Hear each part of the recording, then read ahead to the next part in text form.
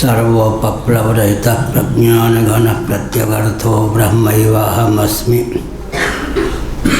नारायणाखिलगुरो भगवन्नमस्ते शिवाय नमः। शिवलिंगाय नमः। तन्मे मनः शिवसङ्कल्पमस्तु सर्वे भवन्तु सुखिनः। श्रीराम जय राम जय जय राम। श्रीराम जय राम जय जय राम। श्रीराम जय राम जय जय राम। श्रीराम जय राम जय जय राम। श्रीराम जय राम जय जय राम। श्रीराम जय राम जय जय राम। धर्म की जय हो, अधर्म का प्राणियों में सद्भावना हो, विश्व का कल्याण हो, गौ माता की जय हो, गौ हत्या बंद हो, भारत अखंड हो, सर्वभूत हृदय धर्म सम्राट श्री स्वामी करपात्री जी महाराज की जय हो। श्री जगन्नाथ महाप्रभु की जय हो। श्री बलभद्र महाप्रभु की जय हो। भगवती सुभद्रा देवी की जय हो। हर हर महादेव।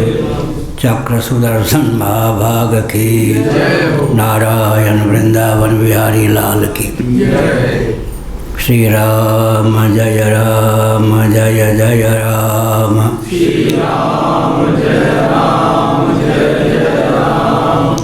गोविंद जय जय गोपाल जय जय। गोविंद जय जय गोपाल जय जय। राधा रमण हरि गोविंद जय जय। राधा रमण हरि गोविंद जय जय। श्री कृष्ण गोविंद हरे मुरारे। श्री कृष्ण गोविंद हरे मुरारे। हे नाथ नारायण वासुदेव। हे नाथ नारायण वासुदेव। गोविंद जय जय गोपाल जय जय। गोविंद जय जय गोपाल जय जय। राधा रमण हरि गोविंद जय जय। राधा रमण हरि गोविंद जय जय। हर हर महादेव। बृहदारण्यक उपनिषद 147 241 पृष्ठ। आनंदगिरी टीका। कहाँ से कहा?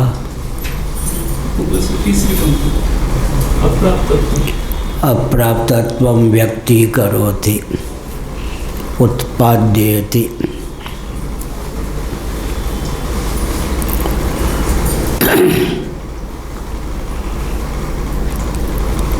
अप्राप्तत्व को ही स्पष्ट किए देते हैं भाष्यकार भगवान उत्पाद्य कहकर। उत्पाद्य संस्कार्य आप्य आत्मतत्व नहीं है, सदा ही प्राप्त है, साक्षात अपरोक्ष प्रत्यगात्म स्वरूप ही है।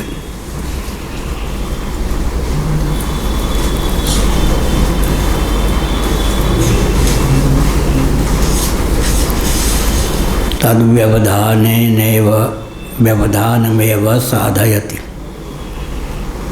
उसके व्यवधान को ही सिद्ध करते हैं भाष्यकार भगवान कारक कहकर।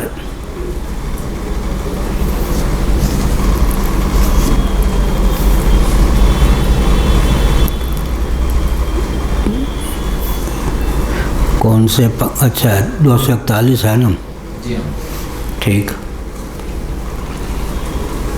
कारक ये दूसरी पंक्ति। कारक विशेषोपादान न क्रिया विशेष मुत्पाद्य लब्धव्य। कारक विशेष के ग्रहण से क्रिया विशेष का उत्पादन संभव है, यह अर्थ हुआ। अन्यथा उसकी स्वोपलब्धि संभव नहीं है। क्रिया कारक फल क्रिया की निष्पत्ति कारक के द्वारा होती है, क्रिया का पर्यवसान फल में होता है। आत्म तत्व नित्य उपलब्ध है, स्वप्रकाश है, साक्षात अपरोक्ष है। कार्य का व्यापार की अपेक्षा नहीं है उसकी उत्पत्ति में। हाँ, अज्ञान और अज्ञानकृत आवरण के निवारण के लिए तत्वज्ञान अपेक्षित है, जो गुरुमुख से विनिश्चित तत्वमसि आदि महावाक्यों के द्वारा संभव है। आत्मा व अरे द्रष्टव्य, श्रोतव्यो, मंतव्यो, निधिध्यासितव्य। दर्शनीय है तो एकमात्र आत्म तत्व ही, श्रवणीय है तो एकमात्र आत्म तत्व ही, मननीय है तो एकमात्र आत्म तत्व ही, निधिध्यासन का विषय है तो एकमात्र आत्म तत्व ही। निधिध्यासन का अर्थ होता है ध्यान। असकृत अभ्यास निधिध्यासन। सोहमस्मिति वृत्त्यखंडा दीपशिखा स्वयं परम प्रचंडा आत्म अनुभव सुख सुप्रकाशा तव भाव मूल भेद ब्रह्म नाशा। वृत्ति, वृत्ति का अजस्र सजाती प्रवाह होने पर परिपुष्ट जो वृत्ति होती है उसको चरम वृत्ति कहते हैं। उसको इतना बल और वेग प्राप्त होता है कि अज्ञान और अज्ञानकृत आवरण को भंग करने में वो समर्थ हो। असत्वापादक, अभानापादक आवरण के दो प्रभेद हैं।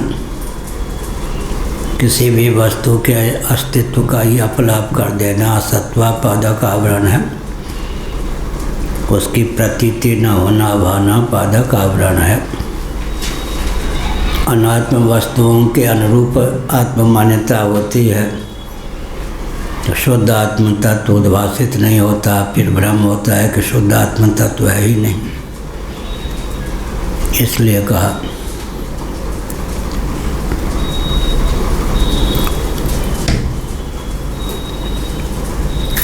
किंच अनात्मलाभो विद्या कल्पिता कदाचित कत्वात् सम्मतवत् इत्याह। 9वीं टिप्पणी। सूक्त रजतादिवत यह और भी अनात्म लाभ अविद्या कल्पित है, कदाचित होने के कारण, सूक्त रजतादि के समान। सीपी सूर्य चंद्र आदि के प्रकाश से रजत चांदी जैसी परिलक्षित होती है, उसी को प्रातिभाषिक रजत कहते हैं, सूक्त रजत कहते हैं। मंद अंधकार में भी उसकी निष्पत्ति नहीं होती, समीप आने पर सुक्ति बुद्धि भी हो जाती है। इसलिए कदाचित कह, जो भी वस्तु अनात्मा है, अध्यारोपित है, कदाचित कह एक रस रहने वाला तो केवल आत्म तत्व ही सिद्ध है।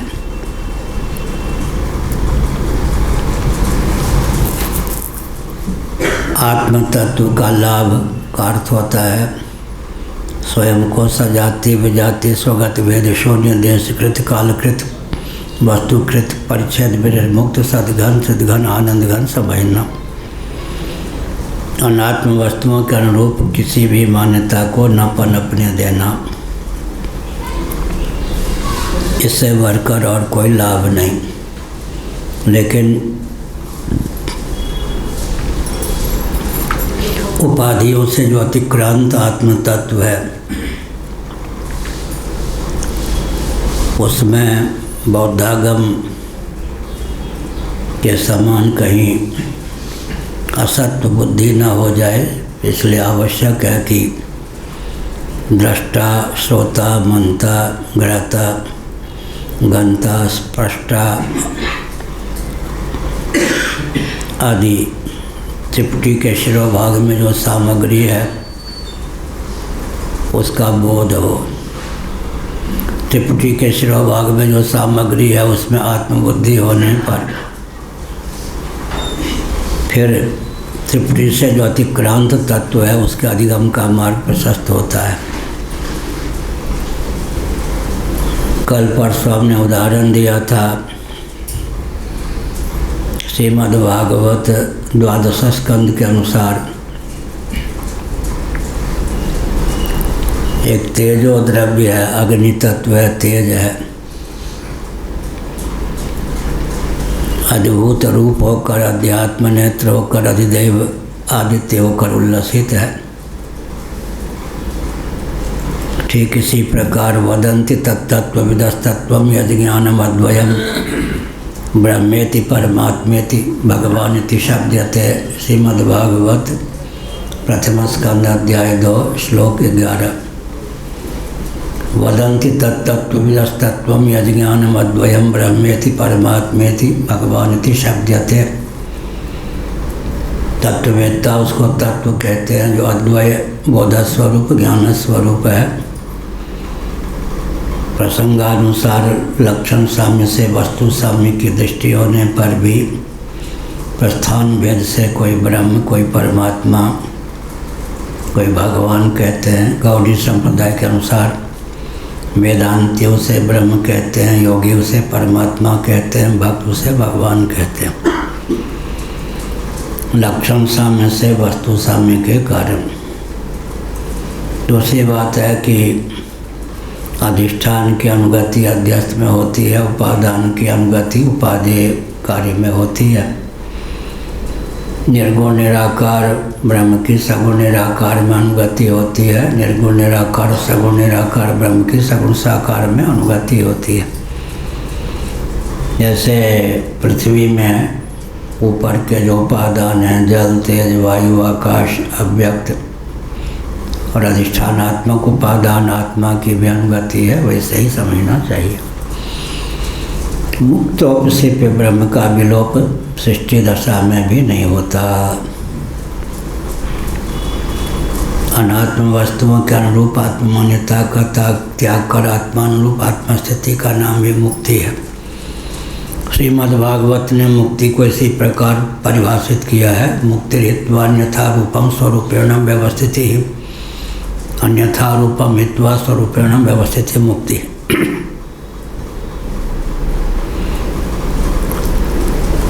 किंच अनात्म लाभो अविद्या कल्पितः।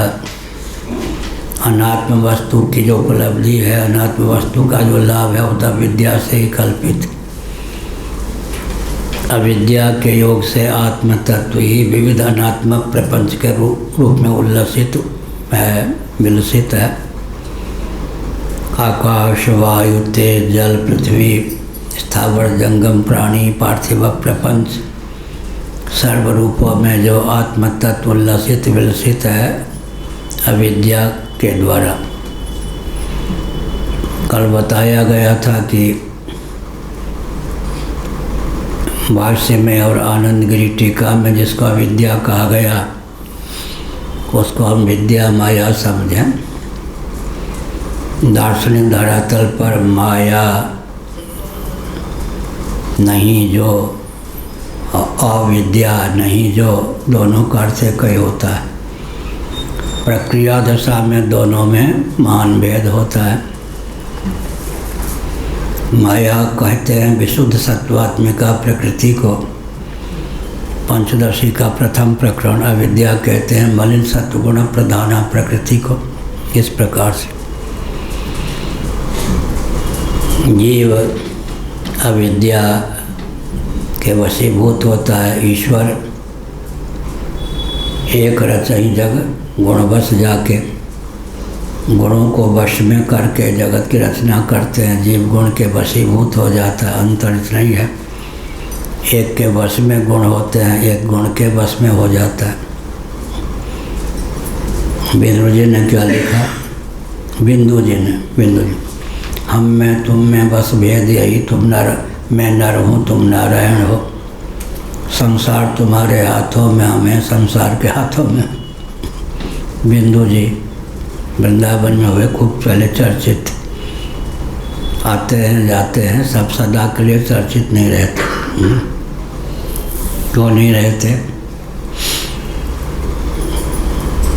जब मैं उत्तर प्रदेश में रहता था, बरेली है, एक बांस बरेली, एक राय बरेली। बांस बरेली के राधे श्याम थे, उन्होंने राधे श्यामी रामायण लिखा। बल्कि जब जन्मभूमि में था तब भी, उत्तर प्रदेश में रहने लगा तब भी, उन दिनों होता था कोई तुलसीदास के द्वारा विरचित रामायण को पूछेगा नहीं। जहाँ देखो वहीं ढोलक बजीरा से, मल्ला कई मल्लाहों से खे वाले तारे भैया। राधे श्यामी रामायण को ही गाते थे। राम जी का चरित्र ही राधे श्याम जी ने गाया, लेकिन थोड़े समय बाद सब भूल गए। आज तो शायद ही किसी को पता हो कि राधे श्यामी रामायण भी है। कारण क्या? चरित्र तो राम जी का ही लिखा, लेकिन आर्ष शैली में नहीं। इसलिए अगर राम जी भी आधुनिक विधा से बताए जाएंगे, आर्ष शैली नहीं होगी, तो राम जी भी उस शैली से अधिक दिन तक टिक नहीं पाएंगे। हमको राम जी तो चाहिए, लेकिन राम जी का प्रतिपादन आर्ष शैली में हो, तब राम जी टिकाऊ होंगे। माने राम जी तो सदा रहते हैं, लेकिन वो ग्रंथ टिकाऊ होगा। इसलिए कठिन भी लगे, फिर भी उसी ग्रंथ को सम्मान देना चाहिए जो आर्ष शैली में विरचित है।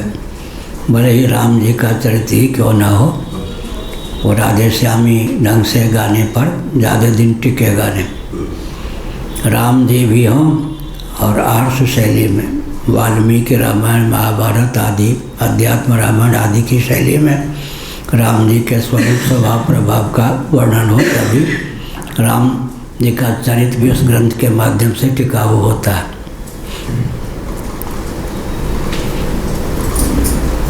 अविद्या कल्पित जो कुछ पदार्थ है वो अप्रामाणिक है। अनात्म वस्तुओं का जो लाभ है वो अविद्या कल्पित है, कदाचित का है, लेकिन आत्म लाभ स्थिर है। आत्म तत्व ही अविद्या के योग से, अज्ञान के योग से सर्वरूपों में उल्लसित होता है।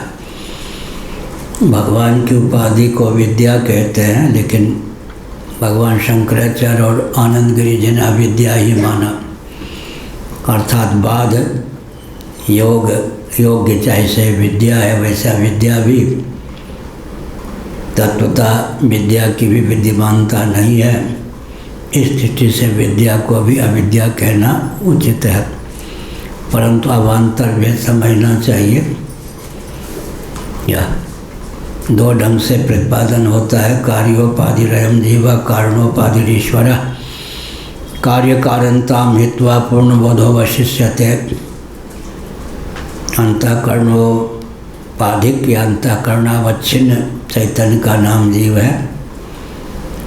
विद्योपाधिक, अविद्योपाधिक, मायोपाधिक, प्रधानोपाधिक या प्रकृति से उपहित चैतन्य का नाम ईश्वर है।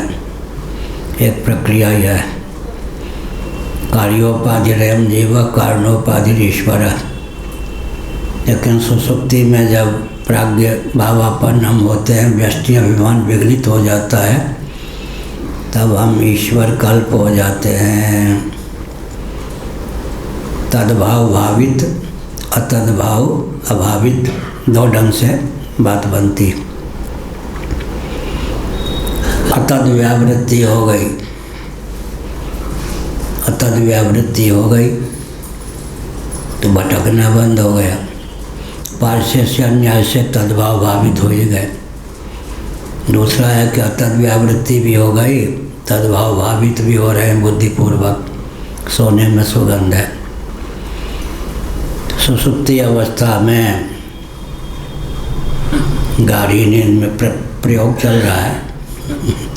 सुसुप्ति अवस्था में गाढ़ी नींद में क्या होता है? अन्यथा ग्रहण निवृत्त हो जाता है। लेकिन अग्रहण तो बना ही रहता है। लेकिन जब तत्वज्ञ मान लो गहरी नींद प्राप्त करें तो अन्यथा ग्रहण तो होता ही नहीं। अग्रहण मूलक सुसुप्ति भी उनके जीवन में नहीं होती। तत्वज्ञ की निद्रा भी समाधि हो गई या नहीं। बाहर से सुसुप्ति और समाधि के लक्षण अलग अलग हैं। समाधिस्थ व्यक्ति हिलता डुलता नहीं, तिल भर भी आगे पीछे ऊपर नीचे उसका शरीर नहीं होता।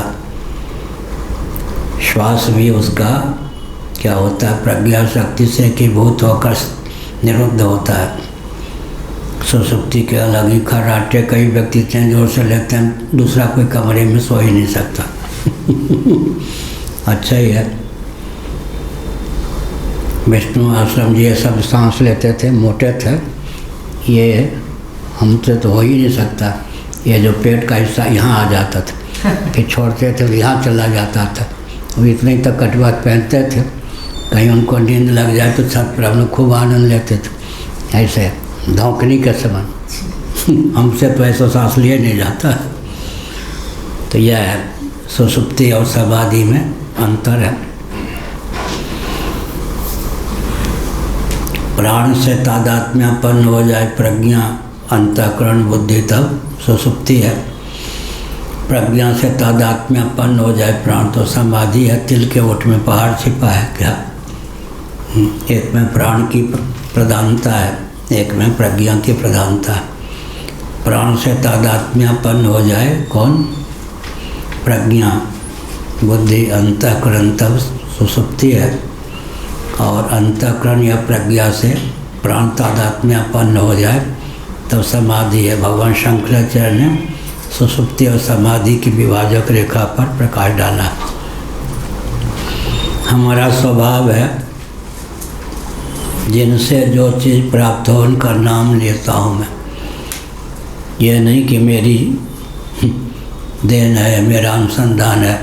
मेरा अनुसंधान है तो बोल देता, नहीं तो कृतज्ञता ज्ञापन के लिए जिनसे जो चीज़ मिली, जिस क्रम से जिस प्रकार का ज्ञान प्राप्त हुआ उनका नाम लेना चाहिए। ऋषि का नाम लेते या नहीं, उसमें चोरी नहीं। मेरी कल्पना है, मेरी कल्पना है, मेरी कल्पना है।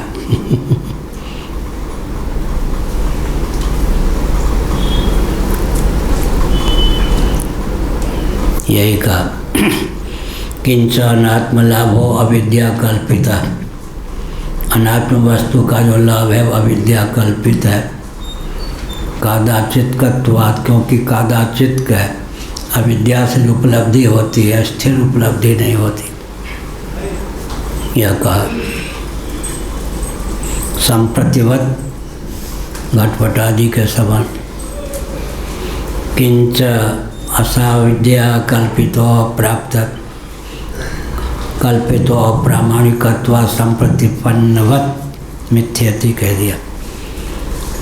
और भी यह विद्या कल्पित है और प्रामाणिक होने के कारण संप्रतिपन्नवत, देवदत्तादि के समान, घटादि के समान, पृथ्वी आदि के समान यह अभिप्राय। मिथ्यति कहकर शंकराचार्य मिथ्या कहकर तथ्य को उद्भाषित किया। मिथ्या ज्ञान जनित कामक क्रिया प्रभवत्वात् स्वप्ने पुत्रादि लाभवत। सपने होय भिखारी नर रंक राजपद होय। रंक, कभी कभी रंक गरीब जो है स्वप्न में राजा हो जाता है, और राजा जो है स्वप्न में रंक हो जाता है। जागे हानि न लाभ गज, जगने पर न हानि है न लाभ। उसी प्रकार अज्ञान निद्रा से जो व्युत्थित हो जाता है उसके जीवन में न कुछ लाभ है न हानि, लाभ हानि से अतिक्रांत हो जाता। तीन प्रपंच जिया जो है इसी प्रकार दीर्घ स्वप्न का नाम जगत है। दीर्घकालिक स्वप्न है जगत, यह भी तो स्वप्नवत है। स्वप्नावस्था अल्पकालिक है, या जगत जो है दीर्घकालिक है, लेकिन स्वप्नावस्था में भी अल्पकाल दीर्घकाल के रूप में परिलक्षित होता है। तो जगत जो है दीर्घकालिक स्वप्न है, स्वप्नवती है।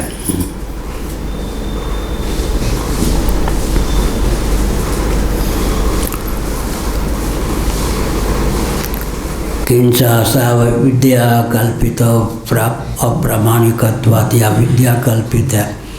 जो अप्रामाणिक होता है वह विद्या कल्पित होता ही है। संप्रतिपन्नवत घटादि के समान ऐसे ही मिथ्या है। प्रकृति विशेषम दर्शयति, लेकिन जो प्राप्त संदर्भ है उसमें विशेषता क्या है? अयम त्विति, लेकिन यह जो आत्म तत्व है, भाष्य प्रथम पैरा का अंतिम वचन, अयम तो तब विपरीत आता। यह जो आत्म तत्व है अविद्या कल्पित नहीं है। अविद्या को भी उद्दीप्त करने वाला, विद्या में भी जो सत्व बुद्धि है, सत्ता है, जिसकी उपस्थिति से प्राप्त है, वही आत्म तत्व है।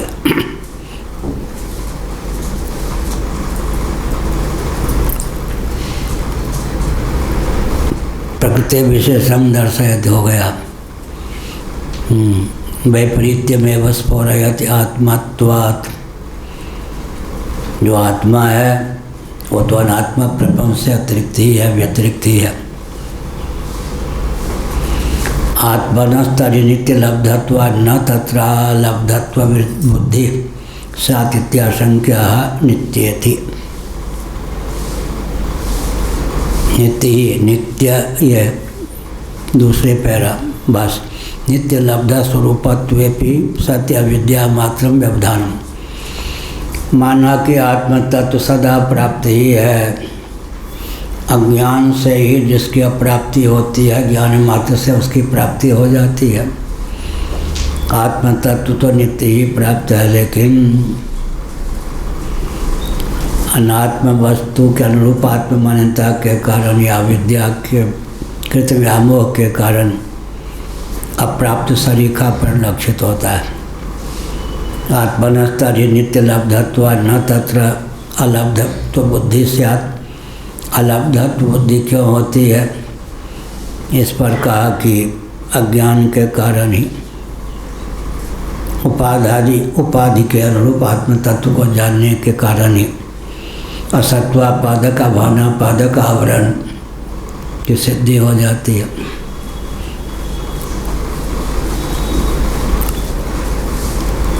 शुक्तिकाया स्वरूपेण गृह्यमाणाया अपि इति योजना। शुक्ति रजत में सीपी जब चांदी के रूप में उद्भासित होता, शुक्ति का ग्रहण हो जाने पर रजत बुद्धि विलुप्त हो जाती है। एक राजा के दरबार में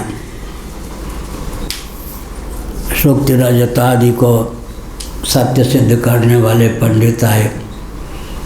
राज पंडित से शास्त्रार्थ हुआ, देवयोग से राज पंडित पराजित हो गए। अब शुक्ति रजत को सत्य सिद्ध करने वाले ने कहा, राजन मैं विजयी हुआ उपहार। उन्होंने कहा लिखित ले लीजिए, मेरे राज्य में शुक्ति रजत जितनी है सब आपको उपहार के रूप में देता हूँ। क्या मिला? सीपी में जो चांदी को आपने सत्य सिद्ध किया ना, आप ये नहीं कह सकते कि मिथ्या है। तो मेरे राज्य में जितने शुक्ति रजत है सब आपको सौंपता हूँ, आप ले लीजिए। हमारे कार्यकर्ता मंत्री आदि आपके सहयोगी बने। शास्त्रार्थ में जीतने पर भी क्या होगा? शुक्ति रजत क्या हुआ? शुक्ति काया स्वरूपेण गृह्यमाणाया पीति योजना। आत्मलाभ विद्या निवृत्तिरेव इत्यत्र उक्तम वक्ष्यमाणं च गमकं दर्शयति। आत्मलाभ क्या है? विस्मृत कंठावरणवत अविद्या की निवृत्ति ही तो आत्मलाभ है। आत्म तत्व तो नित्य लाभ ही, प्राप्ति ही है। यह हुआ। गमकम दर्शयत, इसमें जो गमक है इदम त्वेन, उसी का निरूपण करते हैं। युक्ति कलाप का नाम है गमक। युक्ति कलाप जैसे क्रियाकलाप वैसे युक्ति कलाप। इसमें जो युक्ति है उसको दर्शाते हैं। वस्तु स्थिति को बताने के लिए युक्ति का अवलंबन आवश्यक है। 242 पृष्ठ। अविरोधम उपसंहरति, कोई विरोध नहीं है, इसी का उपसंहार विधा से प्रतिपादन करते हैं। तस्माद् अविद्या तत् अपोहन मात्र लाभो नान्य कदाचित अपि उपपद्यते। आत्मलाभ क्या है? अविद्या के कारण ही अलाभ है। अविद्या का अपनोदन हो जाता है तत्व ज्ञान से, तब नित्य प्राप्ति की प्राप्ति हो जाती है, अज्ञान का निवारण होते ही। इसलिए अविद्या का पोह निरसन आवश्यक है, यह अभिप्राय हुआ।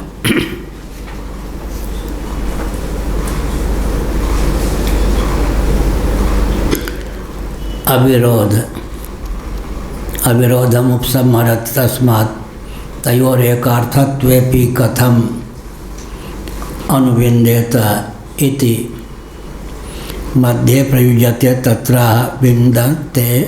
विन्दते इति। यह कहा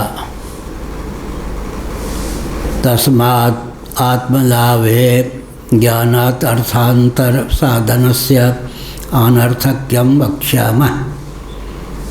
आगे चलकर हम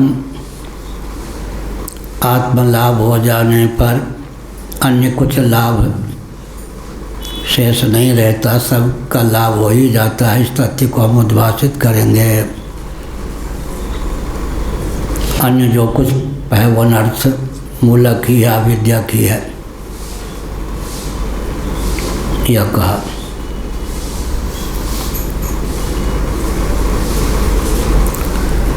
आदि अवसानानाम अविरोधम मुक्त्वा कीर्तिमित्यादि वाक्यम अवतार्य व्याकरोति।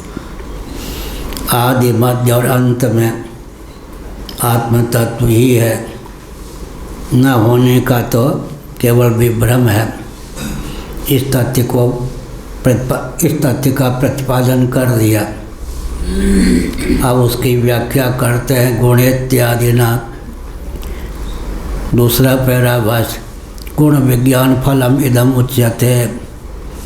गुण विज्ञान का फल अब कहा जाता है 5वीं टिप्पणी। इदम गौणम विज्ञान से फलम। गुण विज्ञान का मतलब सत्व रजस तमस को लेकर गुण नहीं, गौण विज्ञान को ही गुण विज्ञान कहते हैं। एक मुख्य होता है, एक गौण होता है, तो गौण को ही गुण से ही गौण बन गया। गुण विज्ञान फलम इदम, गुण विज्ञान फलम इदम उच्यते। विज्ञान का जो अवान्तर फल है गौण फल, यह क्या है? चलो सखी तहाँ जाइए जहाँ कृष्ण को राज, और गोरस बेचे हरि मिलन एक पंथ तो काज। बहुत बढ़िया कबीरदास जी ने लिखा। मक्खन, घृत, दूध आदि को पहले घर घर के गांव-गांव में जाकर लोग बेचते थे, माताएं बेचती थी। शराब अपनी दुकान पे बिक जाए। दुनिया ऐसी है, कबीरदास ने कहा। शराब वाला जो है अपनी दुकान पे बैठा रहता है, ग्राहक आ जाते हैं। अब गोरस को बेचने के लिए गांव-गांव वजन को लाद करके घूमना पड़ता है। यही दुनिया है क्या? शराब की बिक्री के लिए शराब ले लो, शराब कहने की आवश्यकता नहीं, दुकान पे लोग पहुंच जाते हैं। और गोरस बेचने के लिए पहले गांव-गांव घूमना पड़ता था। तो घर वाले ताना भी नहीं कसेंगे, क्योंकि गोरस बेच करके उस समय तो अनाज ही लाते थे, धन ले आऊँगे। लाभ क्या होगा? कृष्ण भगवान का दर्शन हो जाएगा। चलो सखी तहाँ जाइए जहाँ कृष्ण को राज, गोरस बेचन हरि मिलन एक पथ दो काज। व्यवहार परमार्थ दोनों की सिद्धि हो जाएगी। लोग ताना भी नहीं कसेंगे विवाहिता हो गई, कुमारी है, विवाहित होना है, देखो कन्हैया के पीछे घूमती रहती है। जब बेच के लाऊंगी घर वाले प्रसन्न हो जाएंगे, हमारा काम बन जाएगा, कन्हैया से मिलना भी हो जाएगा, गोरस विक्रय का काम भी हो जाएगा। ऐसा चलो सखी तहाँ जाइए जहाँ कृष्ण को राज, गोरस बेचन हरि मिलन एक पंथ तो काज।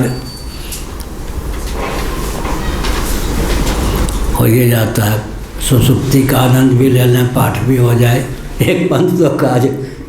ऐसी आई कोई कमी नहीं, गर्मी भी दूर हो जाए, कुछ पाठ भी मिल जाए, तो आनंद भी आ जाए, सब लाभ ही लाभ है। अब पंगत हो तो भोजन भी मिल जाए, सब ठीक है, ठीक है। आदि मध्यावसानानाम अविरोधम मुक्त्वा कीर्त्यम इत्यादि वाक्यम अवतार्यम व्याकरोति गुण इत्यादि। गुण फल मुख्य फल नहीं, गौण फल ये होता है अनात्म वस्तु की प्राप्ति। वास्तव में तो आत्मलाभ से बढ़कर कोई लाभ नहीं। इति शब्दात् उपरिष्टान्, बहुत स्याही पर की यथेत्यस्य संबंध, यथेत्यस्य संबंध पुरानी टाइप है, वो स्याही फैली हुई। ज्ञानस्तुतिश्च अत्र विवक्षिता, 9वीं टिप्पणी यहाँ पर प्राप्त प्रकरण में ननु मोक्ष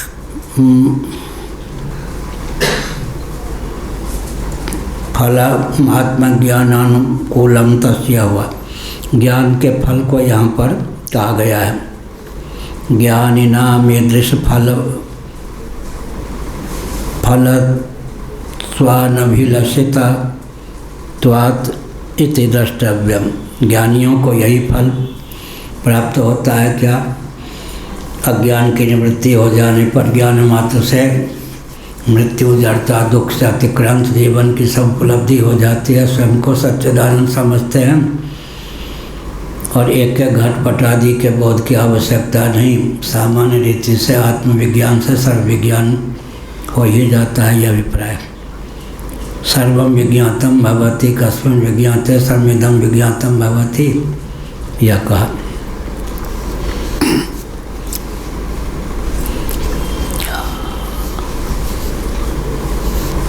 अब 8वां चलेगा। नारायण।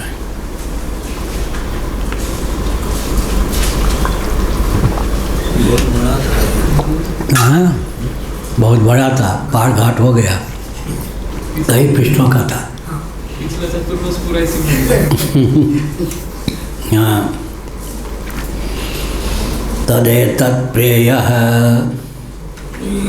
पुत्रात् प्रेयो वित्तात् प्रेयो अन्यस्मात् सर्वस्मादन्तरतरं यदयमात्मा स यो अन्यम आत्मनः प्रियं ब्रुवाणं ब्रूयात् प्रियग्वं मन प्रियं रोत्स्यति इति ईश्वरोः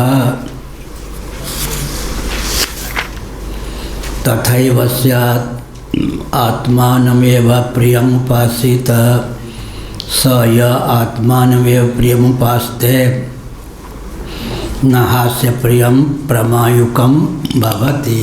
बढ़िया। बुरा न मानो होली है, वही है जो आत्म तत्व है। लोक में प्रसिद्ध पुत्र से अधिक प्रिय है, यानी आत्मा के लिए पुत्र प्रिय है या पुत्र के लिए आत्मा प्रिय है? आत्मा के लिए पुत्र प्रिय है। क्या हुआ? सुवर्ण आदि जो हैं धन वैभव से अधिक प्रिय आत्म तत्व ही है। सोना के लिए सोना प्रिय नहीं है, आत्मा के लिए सुवर्ण प्रिय है। या और भी स्त्री पति आदि जितने हैं सगे संबंधी जननी जनक बंधु सुत दारा तन धन भवन स्विद परिवारा सबकी ममता ताग बटोरी मम पद बनी बांधी पथ डोरी। तुलसीदास जी ने ममतास्पद हमतास्पद को 10 में समेट लिया। जननी जनक बंधु सुत दारा तन धन भवन सुहृद परिवारा सबकी ममता ताग बटोरी। यही सुवर्ण आदि से अधिक प्रिय है आत्म तत्व। अभिनिवेश हो जाने पर व्यक्ति धन के लिए प्राण दे देता है। अभिनिवेश अभिस्वंग जिसको कहते हैं, गीता के 13वें अध्याय में अनभिस्वंग शब्द का प्रयोग है। ममतास्पद में अहमता चिपक जाए। पत्नी क्या मरी में ही मर गया। एक थे मधुकांत झा, तो गांव के थे, दिल्ली में या कहाँ मिले विद्यार्थी जीवन में, हम संत हो गए होंगे तब मिले। अब संवाद में क्या लगते थे ये सब भी मुझे ठीक से ज्ञान नहीं था। तो कहते थे कि पुत्र वधू भी है, बेटा भी है, लेकिन पत्नी तो पत्नी ही चल बसी हो। अब हम क्या कहते, कोई रो रहा अपनी पत्नी के लिए तो हम मुस्कुरा में ठीक नहीं ना। जब सोता था सिरहाने पानी रख देते थे लोटे में भरकर, कौन रखे, पुत्र वधू थोड़े रखेगी। पाँव भी दबा देते थे। सब कुछ ठीक है हमारा, लेकिन क्या करें, पत्नी तो पत्नी ही है, आप क्या जाने इस बात को, ये भी कहते थे। अब वो कहाँ से आएगी, आयु भी ज़्यादा हो गई, वो तो बहुत अच्छी थी, अब हम क्या करेंगे, हमारा समय बेकार। उनके रोना का क्या। ऐसे ट्रेन में सज्जन मिले, महाराज कुल 75 साल की थी। बताइए 75 साल की आयु कोई अधिक होती है, मर गई। अब वो मैं हंसूँ तो उनको आ जाए कि बाबा लोग हैं देखो। अब हम सुनते रहे, वो बोलते रहे, क्या करें। श्रोता भी मिल गए। बहुत साल पहले की बात याद है, बहुत साल पहले की बात, इसलिए बहुत विकट बात है। इसलिए का सब कुछ प्रिय है अभिस्वंग के कारण, नहीं तो पत्नी में पत्नी के लिए प्रेम नहीं, अपने लिए प्रेम है। पति में पति के लिए प्रेम नहीं, अपने लिए। बंधु न होए मोरिया काला कहा या नहीं। ये बंधु नहीं मेरा तो काल हो गया। या नवार्य सर्वस्य कामाय सर्वम प्रियम भवति आत्मनस्तु कामाय सर्वम प्रियम भवति। अन्यों में प्रेम होता है आत्मा के लिए, आत्मा में प्रेम किसी अन्य के लिए नहीं। अन्य क्या क्या है, शेष। आत्मा क्या है, शेषी। फिर श्रुति, यह कौन सी श्रुति है, अनुवादिका। प्रत्यक्षादि प्रमाणों के द्वारा अधिगत वस्तु अगर शास्त्र के द्वारा भी अधिगत हो तो शास्त्र अनुवादक हो जाते हैं। शास्त्रों का प्रामाणिक होता है। प्रत्यक्षादितर प्रमाणों के द्वारा अनधिगत पदार्थ के प्रतिपादक हों शास्त्र तब प्रामाणिक होते हैं। पत्नी आदि में प्रेम अपने लिए है, अपने में प्रेम पत्नी आदि के लिए नहीं। यह तो प्रत्यक्ष प्रमाण के द्वारा ही सिद्ध है, तो अपूर्वार्थ नहीं है। अनधिगत अपूर्व अर्थ के प्रतिपादक होने पर शास्त्र का प्रामाण्य सिद्ध होता है। तो पंचदशीकार ने कहा कि अनुवादिका श्रुति है, यह अनुवादिका श्रुति है। प्रत्यक्ष प्रमाण के द्वारा अधिगत पदार्थ का ही प्रतिपादन करती है, लेकिन इसका तात्पर्य किसमें सन्निहित है। तुम शेषी होकर शेष की दास्ता मत मोल लो। आत्मा शेषी है, बाकी सब शेष हैं। शेषी होकर के शेष की दास्ता मत मान लो, यह अभिप्राय। तदेतत् प्रेय पुत्रात् प्रेय, पुत्र से अधिक प्रिय है आत्मतत्व। वित्तात् प्रेय, वित्त से अधिक। एक बच्चा छोटा सा था, अभी घटना घटी कुछ दिन पहले, माता ने 95 रुपये दिए बाजार में जाकर ये सब सामग्री खरीदा, वो सब खिलौना खरीद के आ गया। माता ने कहा भाग, घर में नहीं रहने देंगे। वो गया तब रहने देंगे, खिलौना ले जा, जिससे खरीद के लाया उसे रुपया ले आवे, खिलौना उसे दे दो। दुकानदार के पास गया, बेच दी, हम नहीं दे, रुपया नहीं लौटा सकते, खिलौना तुम्हारे और रुपया हमारे। पुलिस के बाद गया, पुलिस ने अनसुनी कर दी, दैव योग से चला गया मुख्यमंत्री के पास, आदित्यनाथ योगी के पास। ठीक है ना, मुख्यमंत्री आदि छोटे बच्चों के लिए भी सुलह बहुत अच्छा होता। उन्होंने कहा कि पुलिस वाले को दंड दूँ, खिलौना बेचने वाले को दंड दूँ, तुम्हारी माँ को दंड दूँ, किसको दंड दूँ? किसी को दंड मत दीजिए, 95 रुपये मुझे दे दीजिए ताकि मैं माँ को लौटा दूँ जाके। ठीक है, उसने कहा ना पुलिस को दंड दीजिए, ना माँ को दंड दीजिए, ना खिलौना वालों को दंड दीजिए। खिलौना वाले को मुझे 95 रुपये दिलवा दीजिए ताकि माता का क्रोध शांत हो, घर में रहने दे। ऐसा ही है। तो बेटे को कहा घर भर भाग घर से। इसलिए बेटा जो है पुत्र के लिए प्यारा नहीं, अपने लिए प्यारा है। पिता के लिए ऐसे संबंध सैकड़ों हैं। सुवर्णादि जो हैं सुवर्णादि के लिए प्यारे नहीं, अपने लिए प्यारे हैं, प्रियतर हैं। अगर कोई वस्तु प्रिय है तो आत्मा प्रियतर है, अगर कोई वस्तु प्रियतर है तो सुपरलेटिव डिग्री आत्म तत्व प्रियतम है। यह हुआ गुड, बेटर, बेस्ट और फिर the best. Good, better, best, फिर अंत में द बेस्ट। हम हाई स्कूल में पढ़ते थे लोहा में, वहाँ कोई निरीक्षण के लिए इंस्पेक्टर आए। हमारे हेडमास्टर थे बहुत ख्याति प्राप्त श्री रामकृष्ण झा। वैसे तो मैथिली से एमए पास थे, लेकिन अंग्रेजी में बहुत अच्छी गति थी। वो is head master of this school. उन्होंने कहा I am the head master of this school. अब दोनों में शास्त्रार्थ हो गया। इंस्पेक्टर में अंत में व्याकरण मंगाया गया, बेचारा इंस्पेक्टर हार गया शास्त्रार्थ, बुद्ध होके गया। हेड मास्टर ऐसे योग्य थे, I am the head master of this school. उन्होंने कहा दो क्यों लगाया? उन्होंने कहा मैंने ठीक कहा। ठीक कहा तो फिर व्याकरण की पुस्तक आई, अध्यापक जीत गए, इंस्पेक्टर हार गए। श्री रामकृष्ण झा। सायणाचार्य आदि जो भाष्यकार हैं, जिन्होंने संहिता भाव को विशेष रूप से, वो लोग अनुवादिका श्रुति को मानते हैं क्या? अनुवादिका माने बट आदि भाष्यकारों ने वेद श्रुतियों को तो अनुवादिका नहीं माना। अनुवादिका का क्या अर्थ हुआ?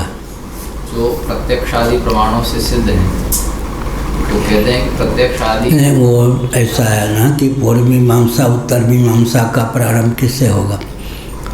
पोवट महिधर आदि पूर्व मीमांसा को मानते या नहीं? अथा तो धर्म जिज्ञासा, अथा तो ब्रह्म जिज्ञासा। उनके मत में भी वेदों के अपूर्व प्रतिपादित हो धर्म ही ब्रह्म और ब्रह्म है। वेदों में पृथ्वी जल इत्यादि का भी वर्णन है, सगे संबंधियों को उससे लाभ उठाना चाहिए, लेकिन वो अनुवादक हैं। मुख्य तो अनुवादिका श्रुति नहीं होती। तो वेदों के तात्पर्य धर्म व ब्रह्म है, क्योंकि प्रत्यक्षादितर प्रमाणों के द्वारा न धर्म का ज्ञान हो सकता है न ब्रह्म का। धर्म तो भव्य है, साध्यानुष्ठेय है, इसलिए प्रत्यक्षादि प्रमाणों के द्वारा उसका ज्ञान नहीं हो सकता। स्वर्ग कामो यजेत, याग साधन है, स्वर्ग साध्य है। याग में स्वर्ग में साधन साध्य भाव है, इसका ज्ञान हमको वेदों से ही हो सकता है। लेकिन प्रश्न उठता है कि ब्रह्म तो सिद्ध तत्व है, सिद्ध तत्व वैदिक समधिगम्य क्यों है? इसका उत्तर दिया, यद्यपि ब्रह्म तत्व सिद्ध है, लेकिन सकल आत्मा प्रपंच से अतिक्रांत अतीत होने के कारण मन वाणी का विषय है, अर्थात जाति गुण क्रिया संबंध रूढ़ि को लेकर जो अविद्यावृत्ति से शब्दों की साक्षात प्रवृत्ति होती है, उससे अतिक्रांत होने के कारण सिद्ध होने पर भी ब्रह्म भी सर्वथा शास्त्रिक समधिगम्य है। शरणाचार्य से सब मानते हैं, तभी तो भाष्यकार हुए, नहीं तो अनुवादक शास्त्रों में भी अनुवादक वचन हैं, लेकिन इसलिए क्या कहा, मुख्य वचन वही हैं जो अनुवादक नहीं हैं, धर्म के या ब्रह्म के प्रतिपादक। जगत का प्रतिपादन होगा, अनुवादक वचन माने जाएंगे। ब्रह्मातिरिक्त या धर्मातिरिक्त का प्रतिपादन होगा, वो भी अनुवादक वचन होंगे। शरणाचार्य सब मानते हैं, नहीं तो वेदों का प्रमाण ही लुप्त हो जाए। अनधिगत अबाधित अर्थ के प्रतिपादक होने के कारण ही वेदों का प्रामाण्य है, अन्यथा वेद भी प्रामाण्य न हो, अनुवादक ही सिद्ध। वेदों का स्वतंत्र प्रामाण्य न हो, अनुवादक ही सिद्ध हो जाए।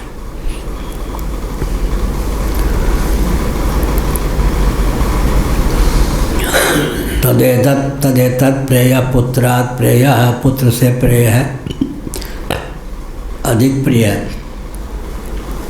वित्तात् प्रेय, धन से भी अधिक प्रिय है। लोग कहते हैं कि कोई सोना चांदी आदि हो तो व्यक्ति सिरहाने में छिपा के रखता, सिर भले ही कट जाए, ये न कटे, ये न कोई ले जाए। लेकिन उसका नाम है अभिस्वंग। ममतास्पद में अहंता जाकर चिपक जाए। वस्तु स्थिति यही है, नवारे सर्वस्य कामाय सर्वं प्रियं भवति, आत्मनस्तु कामाय सर्वं प्रियं भवति। पुत्र से अधिक प्रिय है, सुवर्ण आदि धन से भी अधिक प्रिय है। अन्य जितनी वस्तुएं हैं सबसे अधिक प्रियतर है वह, क्योंकि आत्मा उनकी अपेक्षा अत्यंत समीपवर्ती है, साक्षात अपरोक्ष है। साधो आवे जाए सो माया, पत्नी मिली बिछुड़ भी जाएगी, पति मिले बिछुड़ भी सकते हैं, भवन मिला बिछुड़ भी सकता है। वियोग रहित, अयोगास्पद, संयोगास्पद, वियोगास्पद, तीनों से रहित कौन है? आत्म तत्व। अयोग के गर्भ से जो संयोग टपकता है, वियोग रूप गर्त में जाके समा जाता है। कहाँ लिखा है? मात्रा स्पर्शास्तु कौन्तेय शीतोष्ण सुख दुखदा आगमा पायनो नित्याष्टाम तितिक्षसु भारत। साधो आवे जाए सो माया।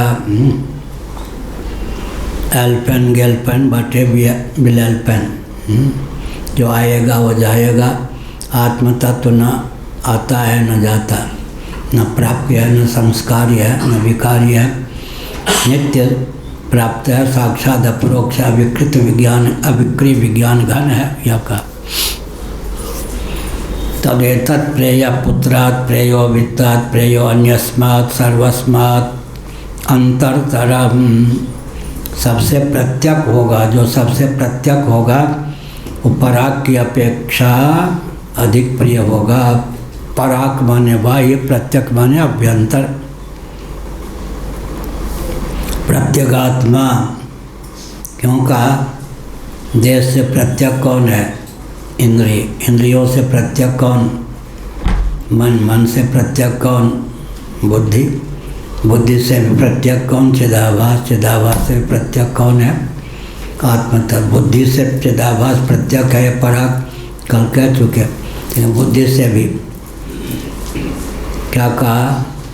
इंद्रियाणि पराण्याहु इंद्रियेभ्य परम मनः मनसस्तु परा बुद्धि यो बुद्धे परतस्तु सः।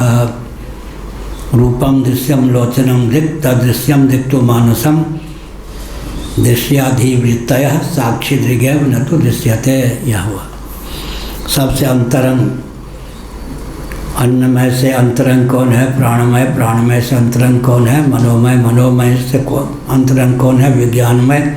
विज्ञानमय से अंतरंग कौन है? फलात्मक आनंदमय। फलात्मक आनंदमय से अंतरंग कौन है? बीजात्मक आनंदमय। बीजात्मक आनंदमय से भी प्रत्यक कौन है? आनंद स्वरूप आत्म तत्व। यह आनंद हूँ को आनंददाता, आनंदमय को जिससे आनंद प्राप्त होता है वो आत्मा। सुख के सुख तुम राम। तुलसीदास जी ने कोशों को किस प्रकार कहा? प्राण प्राण के जीवन जी के सुख के सुख तुम राम। अब इसका अर्थ कैसे करेंगे अगर कोशों का ठीक से ज्ञान नहीं है तो? आजकल के रामायण तो नहीं कर सकते। प्राण के प्राण हैं, प्राणस्य प्राण उपनिषद ही, प्राण के भी प्राण हैं। प्राण के जीवन जी के मन के भी मन, बुद्धि के भी बुद्धि। जीवन जी के में 2 कोस ले लिया तुलसीदास जी ने। प्राण के तो ठीक ही है, जीवन जी के मन के भी मन, बुद्धि के भी बुद्धि। सुख के सुख तुम रामानंदमय कोश को ले लिया। प्राण के जीवन जी के अगर कोशों का ठीक से ज्ञान नहीं है तो इस पंक्ति का अर्थ नहीं लगा सकते। क्या आजकल के रामायणियों की दुर्दशा ये है, कथा भले ही कह दें, एक भी दार्शनिक पंक्ति का अर्थ उनको आता ही नहीं। एक ही पंक्ति ला के रख दे तो हम परीक्षा किसी को नहीं लेते, हमारा स्वभाव में। किसी को मूर्ख नहीं समझते, किसी को बुद्धू बनाने का प्रयास नहीं करते, किसी की परीक्षा नहीं लेते, किसी को शास्त्रार्थ की चुनौती नहीं देते। गुरु गोविंद ग्रंथ की कृपा से 2 अक्षर प्राप्त हुआ है, दूसरों का मान वर्धन के लिए नहीं, तथ्य का तत्व का प्रतिपादन बेखटके करते हैं। किसी को नीचा दिखाने का प्रयास नहीं करते, भाव भी नहीं आता। तो प्राण के जीवन जी के, ऐसे तुलसीदास ने क्या लिखा? विषय करण सुर जीव समेता, सकल एकते एक सचेता, सब कर परम प्रकाशक जोई, राम अनादि अवध सोई। सुर माने देवता, जीव देवता से उत्कृष्ट है या अपकृष्ट है?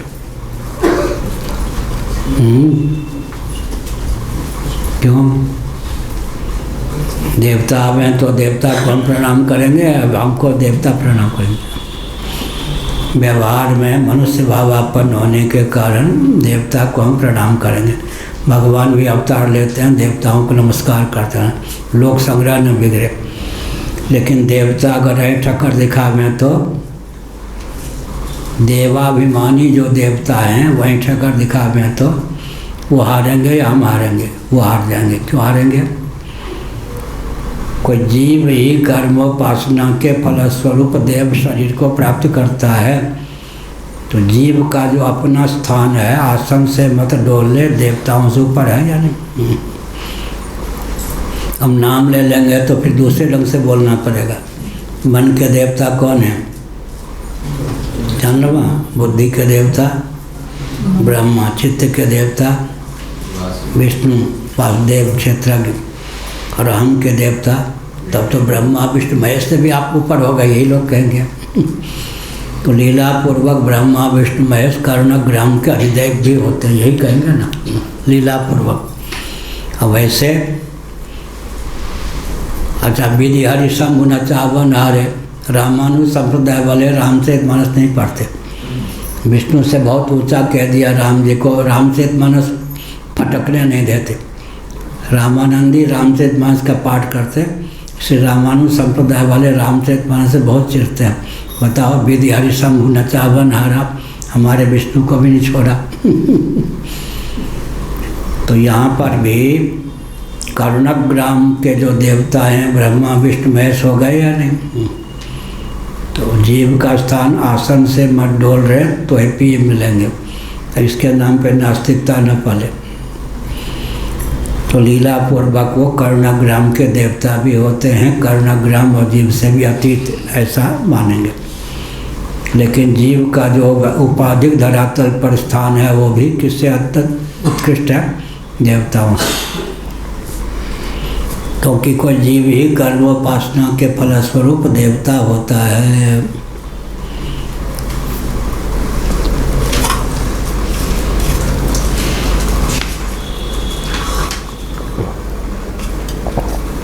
जब ज्ञान हो, निष्ठा पर्यवसायी ज्ञान होना चाहिए। क्या? निष्ठा पर्यवसायी बोध होना चाहिए। तो हो गया ना, जीत को सके अजय रघुराई, अजय जीत को सके अजय रघुराई। पूरे ब्रह्मांड में फिर कहीं उसको नीचा नहीं देखना पड़ेगा, किसी को नीचा नहीं दिखाएगा। लेकिन इस ज्ञान के बल पर कहीं तिरस्कृत हो नहीं सकता, और सबके आत्मा स्वरूप, सबके आराध्य होकर ही तत्व की शेष रहता है।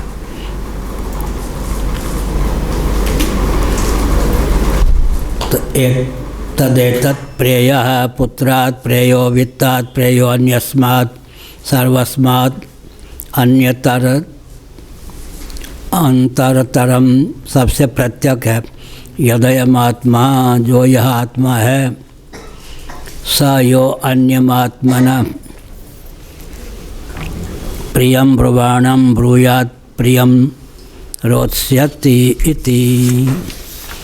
ईश्वरो तथैव स्यात् आत्मानमेव प्रियमुपासीत स य आत्मानमेव प्रियमुपास्ते न हास्य प्रियम प्रमायुक्तम भवति। बहुत बढ़िया। यह जो आत्म तत्व है सबकी अपेक्षा अत्यंत प्रत्यक है, समीपवर्ती है। वह जो आत्मा को प्रिय देखने वाला है, यदि आत्मा से भिन्न अनात्मा को प्रिय कहने वाले पुरुष से कहे कि तेरा प्रिय नष्ट हो जाएगा तो वैसा ही हो जाता। क्या बहुत बढ़िया हुई ना, शाप देने की योग्यता। शाप दे नहीं। यदि आत्मा अनात्मा को प्रिय कहने वाला कोई व्यक्ति है, तब उससे कहे पुरुष तेरा प्रिय नष्ट हो जाएगा, नष्ट हो ही जाएगा। क्या जननी जनक बंध सुत धारा तन धन भवन स्मृति परिवारा, ये तो नष्ट हो ही जाते हैं। तेरा प्रिय नष्ट हो जाएगा तो ऐसा हो ही जाता, उसका शाप लग ही जाता। क्या तेरा प्रिय नष्ट हो जाएगा। इसलिए तत्वज्ञ जो होते हैं पृथक से सिद्धि के लिए कोई प्रयास न करें तो भी सिद्ध होकर सिद्ध होते हैं। क्या अर्थ हुआ? अब बोलो जी भृगु जी। प्रयास नहीं करने से भी सिद्धि रहती। क्या कहा वो क्या पूना वाले चैतन्य जी? सिद्धि के लिए प्रयास न करने पर भी तत्वज्ञ सिद्ध होते ही। क्यों होते हैं? स्वतः सिद्ध आत्मा को ही आत्मा मानते हैं, इसलिए वो सब सिद्धि के लिए कोई प्रयास न करें तो भी सिद्धि होते हैं, सिद्ध होते हैं। यदि आत्मा से भिन्न अनात्मा को कोई प्रिय कहने वाला हो और तत्व कह दे तेरा प्रिय नष्ट हो जाएगा तो ऐसा ही हो जाएगा, नष्ट हो ही जाएगा। देर में होने से पहले उसी समय हो जाएगा। अंत इसलिए पढ़ा साप का नष्ट तो होना ही है। अनात्मा को आत्मा से भिन्न को प्रिय मानेगा आज न से कल, लेकिन वो कह दे कि तेरा प्रिय नष्ट हो जाएगा, परसों जो घटना घटेगी अभी घट जाएगी। बैठ इसलिए तत्वज्ञ को असिद्ध नहीं मानना चाहिए। हम तत्व से मूल हराने का प्रयास नहीं करना चाहिए। एक आए बुरा न मानो होली है, रामालय ट्रस्ट में मैंने हस्ताक्षर नहीं किया तो नरसिंह राव तो कुपित थे ही, अपहरण करने मरवाने का प्रयास किया। जिन जिन आचार्यों ने हस्ताक्षर किया उन सबों ने भी अपहरण करने का मरवाने का प्रयास किया, लेकिन कूटनीति पूर्वक यहाँ अतीत होकर आ गए राम नरसाचार्य जी, भूमिहार कुलभूषण, काशी में रहते हैं, अपने को रामानंदाचार्य कहते हैं। ठीक। और उन्होंने क्या किया, कमलापति त्रिपाठी के कूटनीति का प्रयोग किया, पौत्र को ले आए साथ। क्या कि ब्राह्मण से ब्राह्मण को भिड़ा दो। कमलापति त्रिपाठी हुए ना, हाँ, उनके पौत्र को ले आए। इंदिरा जी के समय में होगा पौत्र को ले आए, कूटनीति का प्रयोग किया। अब मठ में ठहरे थे तो अतिथि हुए या नहीं। आपने कुल को कमलापति त्रिपाठी के पोता क्या कहे मालूम, आपने कुल को कलंकित कर दिया, आपका जन्म लेना व्यर्थ, माता पिता आपके नाम पर रोते होंगे जहाँ भी होंगे। क्या मैंने बिगाड़ा? रामालय ट्रस्ट में हस्ताक्षर नहीं किया ना, इससे बढ़कर पाप क्या होगा? लो, हमने सोचा कि इस व्यक्ति को क्या कहें, मठ में है, अतिथि है, और जो भड़कार है वो तो साथ देंगे नहीं, इसकी तो भली हो ही जाएगी। हम चुपचाप सहते रहे, जो अपमान करे, मठ में रह के अपमान करे। उसके बाद यथास्थान गए, जाते मर गए। अब हमें क्या मालूम मर गए। प्रयाग में रामनेशाचार्य मिले, हमने कहा वो नहीं दिखाई पड़ रहे, आपसे टकरा कर जीवित कैसे रहते, पुरी से आते ही मर गए, कमलापति त्रिपाठी जी का पोता। ऐसे द्वारका के कोई दुर्घटना हो गई, क्या कोई दुर्घटना हो गई जो उसमें मर गया। हाँ, उसके बाद द्वारकाधीश थे, उन्होंने चिन्मयानंद जी जो थे हमारे, और उनकी दास्ता उन्होंने स्वीकार नहीं की तो ब्राह्मणों को लगा दिया। वो ब्राह्मण हमसे भिड़ गए दिल्ली में, और सब 35 साल के कोई था, कोई कुछ, थोड़े दिन बाद मर गए वो सब ब्राह्मण। अब उनकी पत्नी, हमने कहा कुम, तो बस आपसे भिड़े, घर जाते मर गए। बहुत से मर चुके हैं अब तक। इसलिए ये कहा बिना साप दिए ही नष्ट हो जाते हैं, साप देने की आवश्यकता क्या। इसलिए जिसको यह ज्ञान है उसकी वाणी अन्य कोई सिद्धि ना हो तो भी सिद्धि उसके जीवन में होती है। तेरा प्रिय नष्ट हो जाएगा तो नष्ट ही हो जाएगा। प्रियम रोत्स्यति, बच्चों प्यारी प्यारी वस्तु से प्रेम करते हो। प्रियम रोत्स्यति, श्रुति ने कह दिया, सावधान किया, जिससे प्रेम करोगे वह रुलाएगा। जो मैं जानती प्रेम किए दुख होए, नगर ढिंढोरा पीटती प्रेम किए करे जन कोय।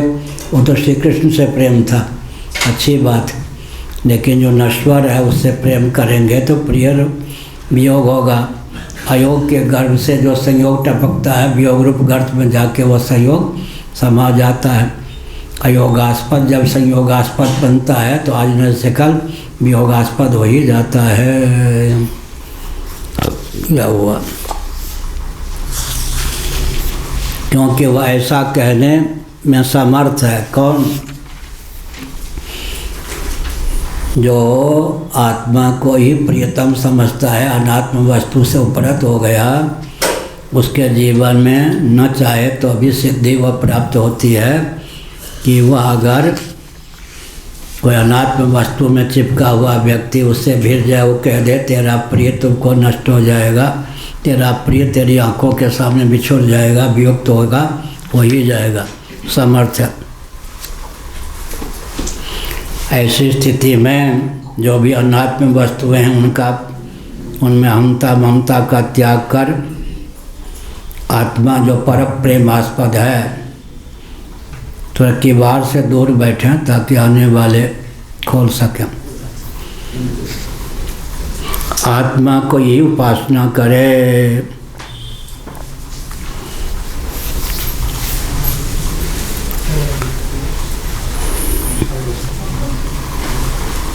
गांव में थे श्मशान में रहने वाले, को भूत प्रेत को सिद्ध करने वाले तांत्रिक अच्छे थे। वो दुर्गा जी का पूजन करते तो हमारे पिताजी ही आचार्य होते थे, ऐसा सुना है। पिताजी की तो एक ही दो छवि याद है, माता जी की भी थोड़ी छोटी आयु थी, वो लोग चल बसे थे। तो फिर वो हम तो आत्मा को ही प्रिय मानते हैं, सिद्धों के सिद्ध मानते हैं। तो वो बहुत चिढ़ते थे, बहुत ऊंचे विद्वान थे, व्याकरण आदि के भी। श्मशान में हम गए, सिद्धि हो गई इसको। उनके तुम बेटे के समान रहे होंगे, पिताजी के मित्र थे वो। अब बताओ, हमने कोई सिद्धि के लिए प्रयास किया कि आत्मा को सिद्ध कर लें, सब सिद्ध हो गए हैं? कहाँ लिखा है? सिद्धिम प्राप्त यथा ब्रह्म तथा अपनोति निबोध में समासे नैव कौन्तेय निष्ठा ज्ञान से या परा। स्वतः सिद्ध ब्रह्म को जो सिद्ध कर लेता है सबसे ऊंचा सिद्ध है। सिद्धिम प्राप्त यथा, दो प्रकार, सिद्ध की सिद्धि और साध्य की सिद्धि। सिद्धि कितने प्रकार की होती? कौन कौन? सिद्धि की सिद्धि और साध्य की सिद्धि। सिद्ध की सिद्धि क्या होगी? कहाँ लिखा है? यही गीता। सिद्धिम प्राप्त यथा ब्रह्म तथाप्नोति निबोध में। सिद्धि को प्राप्त करके व्यक्ति जैसे ब्रह्म होता है, उस विधा को मुझसे समझ लो। सिद्ध की सिद्धि हुई है नहीं, और साध्य की सिद्धि, अंतःकरण की शुद्धि, ये सब है साध्य की सिद्धि। सिद्धि की सिद्धि और साध्य की सिद्धि दो प्रकार की सिद्धि होती है। कौन सी सिद्धि प्रबल होगी? चैतन्य जी। और सिद्ध की सिद्धि प्रबल। कौन सी सिद्धि हो गई आपको? दोनों सिद्धि हो गई। अच्छा बैठ। सिद्ध की सिद्धि, हाँ। सिद्धिम प्राप्तो यथा ब्रह्म तथाप्नोति निबोध में समासे नैव कौन्तेय निष्ठा ज्ञान से या परा। सिद्धि प्राप्त करके जैसे ब्रह्म हुआ जाता है, उस विधा को मैं बताता हूँ, संक्षेप में सुनो। नैष्कर्म सिद्धिम परमाम संन्यासे नाधिगच्छति। नैष्कर्म सिद्धि, ब्रह्म सिद्धि, दोनों ग्रंथ है ना सुरेश्वराचार्य के द्वारा, शब्द यहीं से लिया। नैष्कर्म सिद्धिम परमाम संन्यासे नाधिगच्छति। सिद्धिम प्राप्तो यथा ब्रह्म तथाप्नोति निबोध में। दूसरी सिद्धि तो छोटी मोटी सिद्धि है, इसलिए सबसे ऊंची सिद्धि स्वतः सिद्ध की सिद्धि। स्वतः सिद्ध माने ब्रह्म तत्व, उसकी सिद्धि माने उसमें आत्मबुद्धि। सबसे बड़ा सिद्ध वही हुआ ना। वो समर्थ होता है। अगर आत्मा के अतिरिक्त किसी को कोई प्रिय मानता है और आत्मा को ही प्रिय मानने वाले से भिड़ जाता है, कदाचित आत्मा के मुँह से निकल जाए तेरा प्रिय तुझसे वियुक्त हो जाए, तो प्रिय वियुक्त हो ही जाएगा। बेटा पोता पति सब खत्म। अलग से सिद्धि के लिए स्वतः सिद्ध को जिसने सिद्ध कर लिया, उसकी वाणी समर्थ होती है। प्रियम रोच्यति। बच्चों प्यारी प्यारी वस्तु में प्रेम करते हो, गांठ बांध लो। जिससे प्रेम करते हो तुम्हें रुलाएगा। इत ईश्वरो है। ईश्वर माने सामर्थ्य, यहाँ पर वह ईश्वर हो जाता है। कोई कहे कि जीव ईश्वर हो सकता है, कोई के निर्धारण में लिखा है ईश्वर हुआ। यहाँ ईश्वर का अर्थ हुआ सामर्थ्य होता है, ईशन करने में समर्थ। यहाँ ईश्वर हो जाता है माने समर्थ। ईश्वर का अर्थ हुआ समर्थ होता, वो ऐसा करने में समर्थ होता। फिर क्या करे? आत्मा ने वे प्रियम उपासिता। अन्य वस्तुओं को प्रिय न समझकर आत्मा को ही प्रिय समझकर उसकी उपासना करे।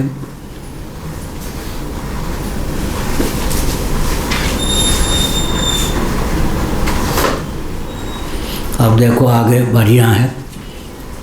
स य आत्मान में प्रियम उपासते नहा से प्रियम प्रमायुकम भवति। कितनी बड़ी सिद्धि हुई।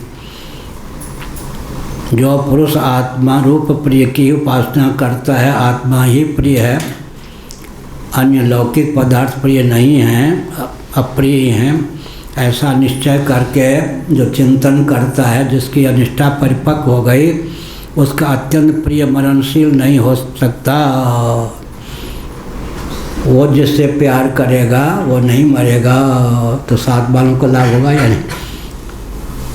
समय में किसी की मौत नहीं होगी। वह जिससे प्रेम करता है वो भी पूर्ण आयु को ही प्राप्त होगा, तो संग का लाभ हुआ नहीं। उसका अत्यंत प्रिय मरणशील नहीं हो सकता। और आत्मा तो मरणशील है ही नहीं। अत्यंत प्रिय मरणशील नहीं हो सकता, क्योंकि आत्म तत्व कभी मृत्यु का ग्रास हो जाए संभव नहीं। ओम क्या फिर हो गया नहीं पाठ। ओम पूर्णमदः पूर्णमिदं पूर्णात् पूर्णमुदच्यते पूर्णस्य पूर्णमादाय पूर्णमेवावशिष्यते।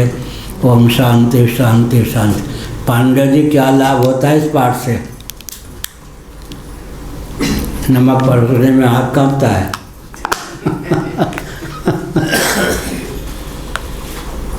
जन्म